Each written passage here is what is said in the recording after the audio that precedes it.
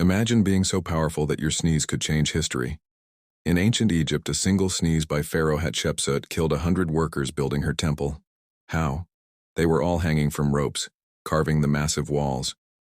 When she sneezed, everyone said, "God bless you," at once, let go of their ropes to bow, and fell.